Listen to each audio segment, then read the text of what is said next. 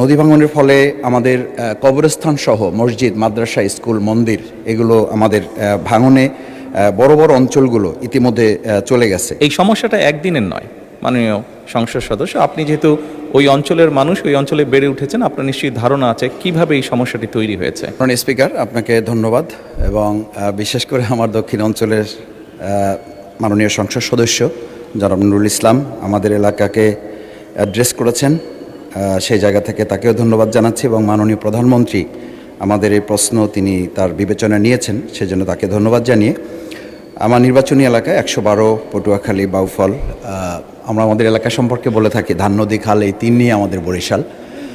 নদীবেষ্টিত এই জায়গা সম্পর্কে যে এখানে উপকূলীয় বিষয়ক মন্ত্রণালয়ের যে বিশেষ বিবেচনা নেওয়া হয়েছে, এই দক্ষিণ অঞ্চলের উপকূলীয় জেলা পটুয়াখালীর বাউফল আমাদের একটি অত্যন্ত নদীবেষ্টিত জায়গা, যেখানে তেঁতুলিয়া এবং লোহালিয়া নদীর তীরবর্তী প্রায় 60টা ইউনিয়ন, তার মধ্যে 4টা ইউনিয়ন অত্যন্ত ভয়াবহ নদী ভাঙনে বিপর্যস্ত।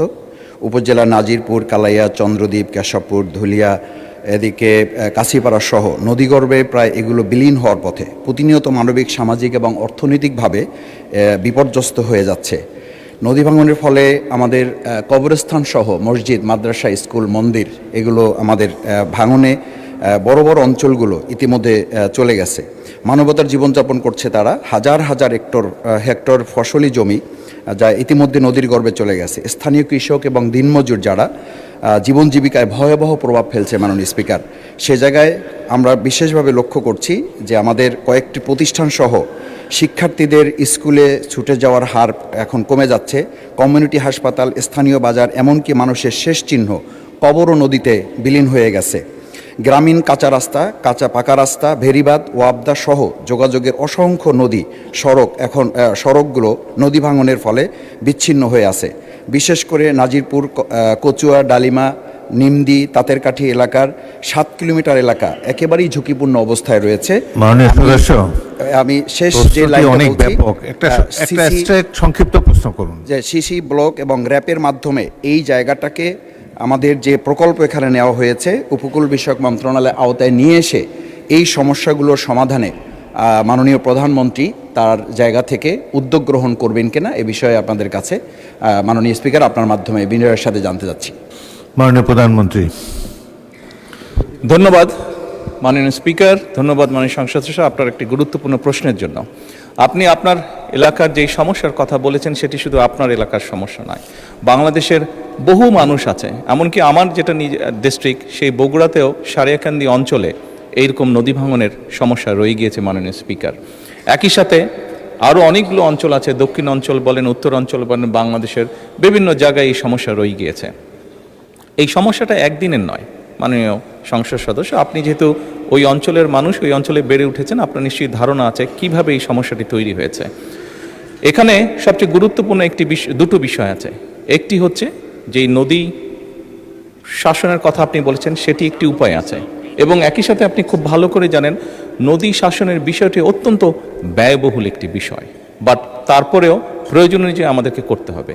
এবং সাথে আরেকটি গুরুত্বপূর্ণ বিষয় আছে, এই ভাঙনগুলো কখন হয়? ভাঙনগুলো আমরা দেখেছি অধিকাংশ সময় বর্ষার সময় হয়ে থাকে, যখন নদীতে স্রোত থাকে এবং হঠাৎ করে পানির প্রবাহ যখন বেড়ে যায়।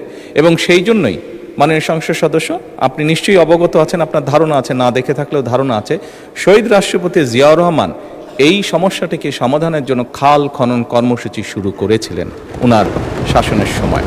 এবং বর্তমান সরকার খাল খননের মাধ্যমে একদিকে যেমন নদী ভাঙনকে ট্যাকল করতে চাইছে, একদিকে যেমন আমাদের শুষ্ক মৌসুমে পানির যে সমস্যা হয়ে থাকে সেই সমস্যাটার সমাধান আমরা করতে চাইছি খাল খননের মাধ্যমে। ঠিক একইভাবে আপনার নিশ্চয়ই ধারণা আছে, যেহেতু গ্রাম অঞ্চলে আপনি বেড়ে উঠেছেন, অনেক সময় এমন অনেক জায়গা আছে যেখানে বর্ষাকালেও কৃষক পানি পায় না, বর্ষার সময়ও তাকে পানির জন্য কষ্ট করতে হয়। সেই জন্য আমাদের সেচ সুবিধা দেওয়ার জন্য খাল খনন একটি অত্যন্ত জরুরি প্রকল্প।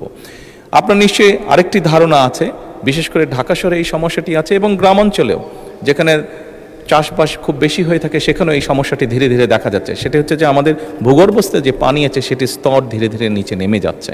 এই সবগুলো বিষয়কে যদি আমরা অ্যাড্রেস করতে চাই তাহলে অবশ্যই নদী শাসন যেমন একটি প্রয়োজন নদী ভাঙনকে রোধ করার জন্য, ঠিক নদীতে যখন পানির প্রবাহ বেড়ে যায়, স্রোত বেড়ে যায়, যার কারণে নদী ভাঙন হয়ে থাকে, সেই স্রোতটিকে যাতে আমরা মোটামুটি কন্ট্রোলে আনতে পারি, সেই পানিটিকে যাতে আমরা পানিতে যেটা হঠাৎ করে পানি বেড়ে যায় বর্ষার সময়, সেটিকে যাতে আমরা ঠিকভাবে সারা দেশে ছড়িয়ে দিতে পারি, সেই জন্য খাল খনন কর্মসূচিটা অত্যন্ত গুরুত্বপূর্ণ।